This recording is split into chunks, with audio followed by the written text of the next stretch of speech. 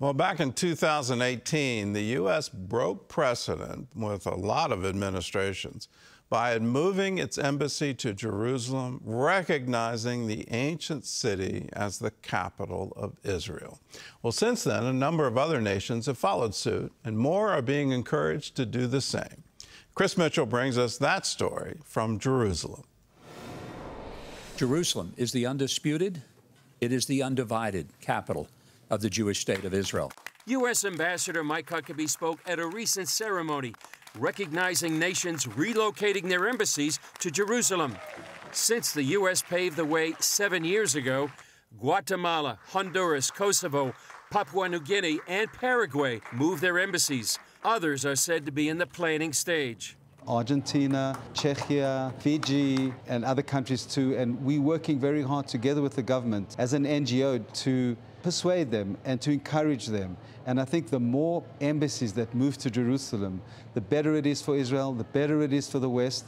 Chaim Silberstein, chairman of the Jerusalem Center for Applied Policy, started the group to identify challenges and seek opportunities for the capital city. He takes global policymakers through the city, explaining why Jerusalem matters. The best way to understand the situation is to visualize it, to see it, to feel it.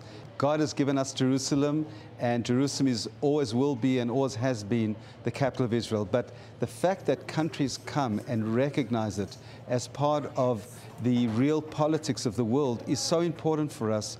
And we need to strengthen that because we know that Israel and the Jewish people have many enemies around the world.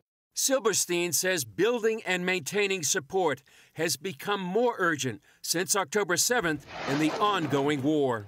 The state of Israel has worked and is working very hard to harness all those countries that support Israel, because unfortunately there are many that have fallen to the fake news and the false propaganda of what's going on in the war. Former Deputy Mayor Flor Hassan Nahum points to the city's iconic history.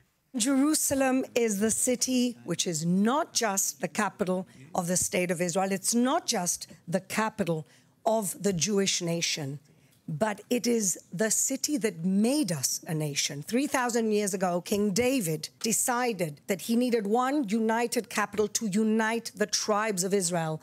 So Jerusalem is the place we became the indigenous people of this land. And so your recognition is not just historic, it is practical, and it is the reality that we have today.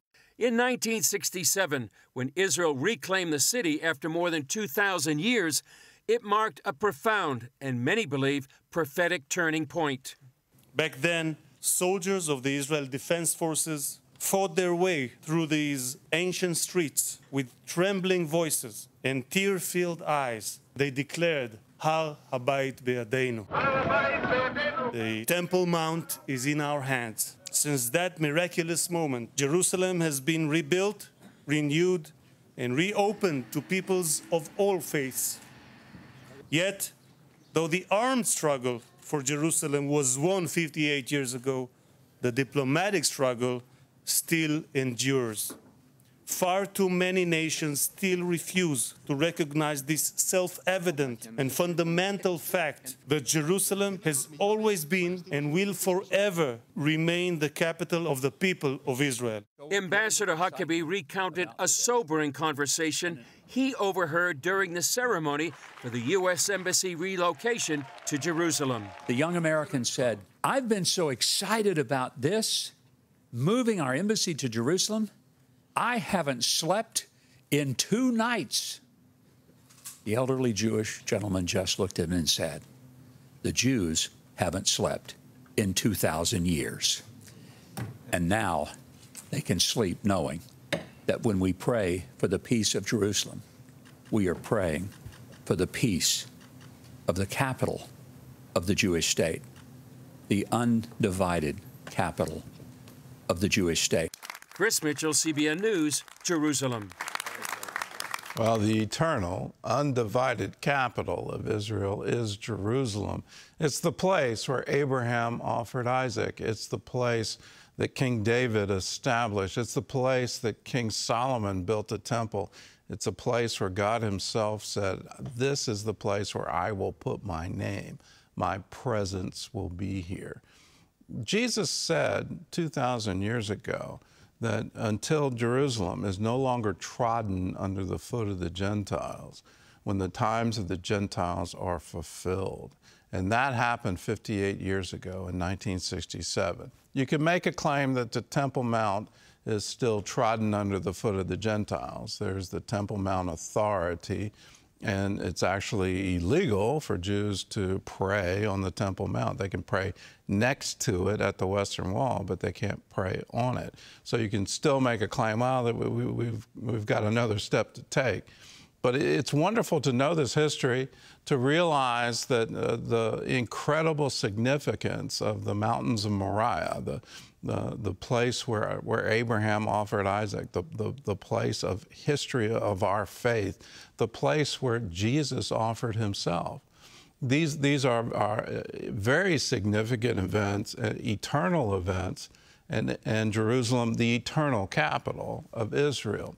If you want to know more about the history of the Six-Day War, we've got an easy way for you to do it. You can spend an hour and 49 minutes hearing the story of the Six-Day War from the point of view of the 55th Paratroopers. They were the ones who took the Temple Mount, who broadcast to the world, the Temple Mount is in our hands. And we've got this in a wonderful documentary, In Our Hands, The Battle for Jerusalem. It's yours for a gift of any dollar amount. We'll send you a DVD copy of the CBN film so you can have a tangible piece of media that you can share. And you can also get instant streaming in 4K on the CBN Family app. To get your copy, In Our Hands, along with instant 4K streaming, just call us, 1-800-700-7000, or you can visit cbn.com/inourhands.